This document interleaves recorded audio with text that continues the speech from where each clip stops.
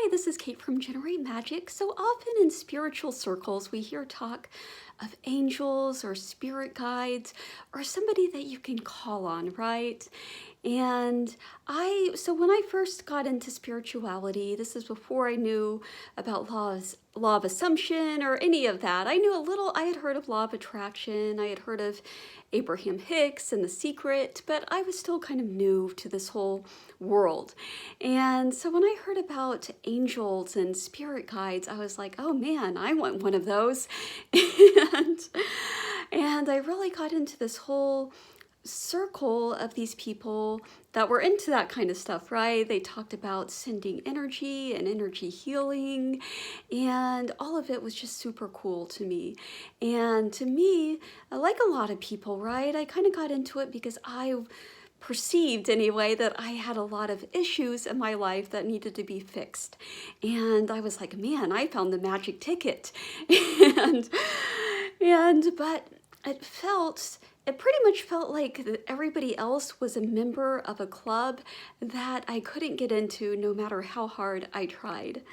And or like there was some spiritual, this golden spiritual mystical door that I had to pass through, and for some reason it was like there was some sort of wall that was standing between me and that door. The door was locked to me, and there would be all sorts of, like, I was in this group where the leader of the group, she would do these healings, and everybody else afterwards would be like, oh man, like I really felt the energy, or I really felt some movement going on. Or people would even talk about like getting these amazing visions and just feeling all these amazing sensations. And let me tell you, I didn't feel a thing. And so I was like, what's wrong with me? And the person who led these healings, she would occasionally tell me, oh, you're just too much in your mind. And that's something we hear a lot, right? And spirit in these kinds of spiritual circles, right? We hear, oh, if you could just let go of your mind. And so to me, this was kind of like a big part of my identity, right? Because I was always really good in school. I was a good student and I loved school. And that it had always been valued when I was in school, like my mind and my intellect. But as soon as I got out of school, it almost kind of seemed like not only was it not valued, but it kind of seemed like it worked against me. Not just when it came to this whole thing with spirituality, but just like in life in general. Like I was I was always overthinking, this kind of like analysis paralysis, and this whole idea of like having book smarts, but not being able to really kind of actualize it. And so I just felt like there were so many things that were working against me, and it was really just kind of at the core of my very being. And I remember going on one particular call with this woman who was doing these healings, and during this time I had been experiencing this recurring health condition, which I've discussed before, and I was actually actively experiencing symptoms during this call. And so I was like, oh good, this is really my opportunity, because the symptoms were very uncomfortable and it was hard to even kind of focus on anything else. And of course there was a whole lot of emotion tied to it as well, right? Like why can't I get over this? Why is this condition still lingering when it feels like I'm doing all the right things? And so there was a whole lot packed into there.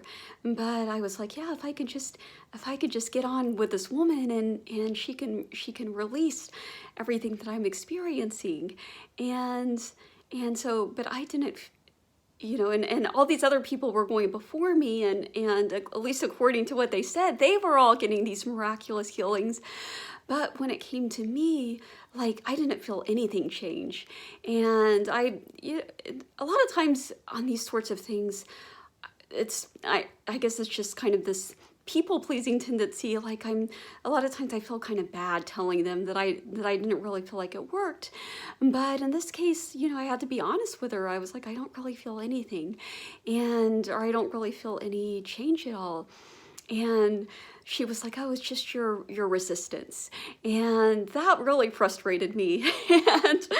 Because at least from my conscious awareness, right, I wasn't resisting anything. Of course, she was probably right. There was probably some sort of thing underneath that was going on, but at least in my conscious mind, like I was ready. And this is kind of a crude analogy, but it reminded me of the scene in the movie American Beauty where I think that's the main character's name, Lester, Kevin Spacey's character, where he and his wife are in bed and they're having an argument. And his wife goes, you know, you're not the only one that's sexually frustrated.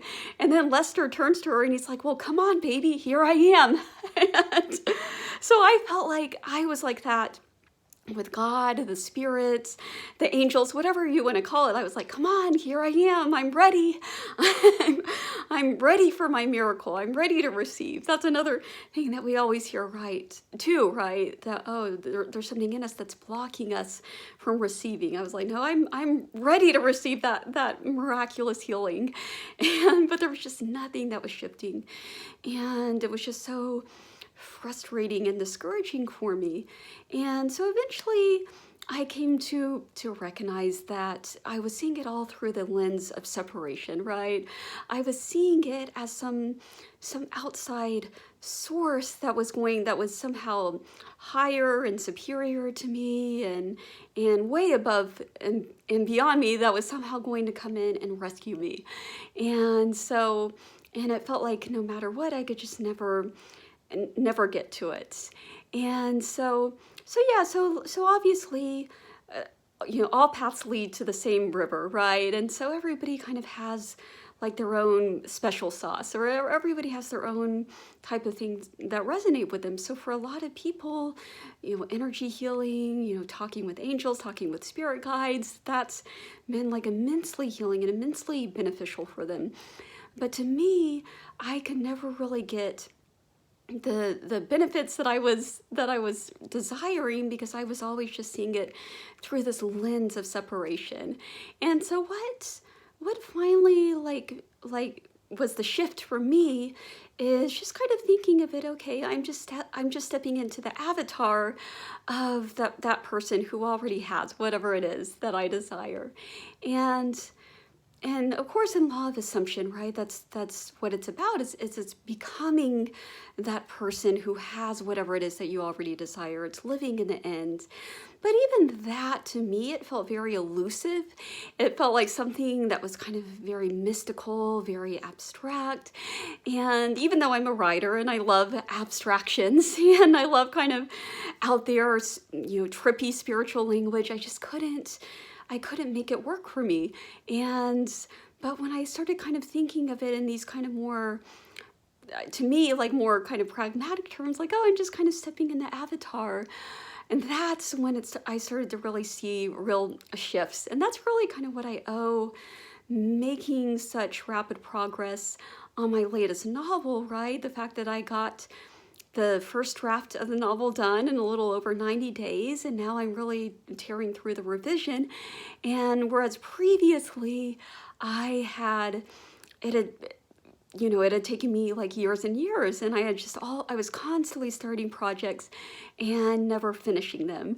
And so the avatar of the person that I stepped into was somebody that is very prolific and the type of person that gets things done and gets things done with fun and flow. That was very important to me also, right? It's just treasuring the process. And that's something else that I talked about recently, was just kind of seeing the nuances in all of it, right? And enjoying it every step of the way.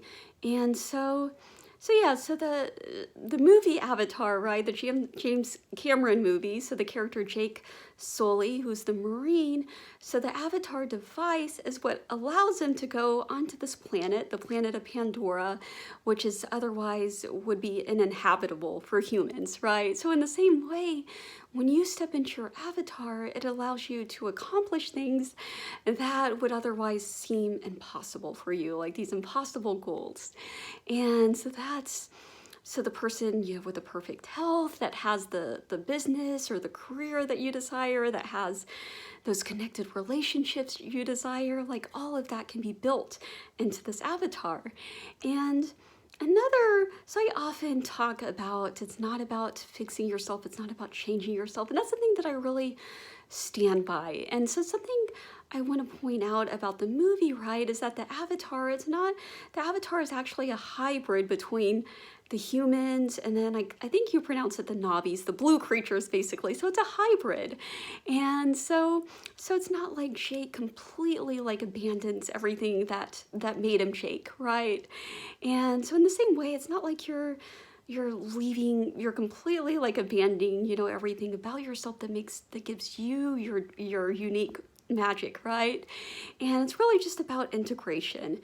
And so that's why I decided to create like a whole program, because I've seen so many benefits already. But like I see this, I see all of this, right? It's not like just like a little quick fix. Like I see this whole, you know, manifestation, spirituality, whatever you want to call it, I see it as a lifestyle. And so to me, it's just about continuous expansion, right? And so I want to expand even more.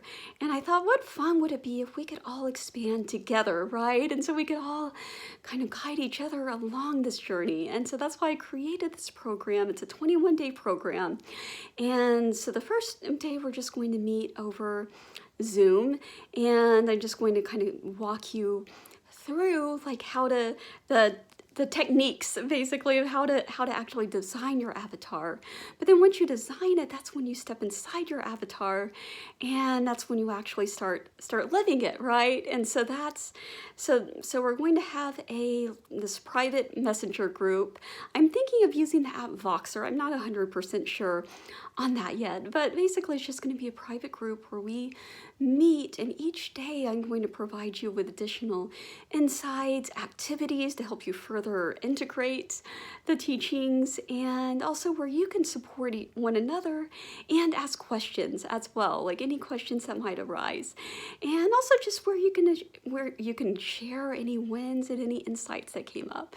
So it's really going to be like this immersive, supportive community so that we can all support each other in leveling up and really living our best lives and tackling all of those things, right? Like maybe like me, you have like a big project, like a novel that you want to write, but you've just been procrastinating on it for maybe years, or you have a new business that you want to start, or there's something really big that you want to do in your life, but all you can see in front of you are obstacles, right?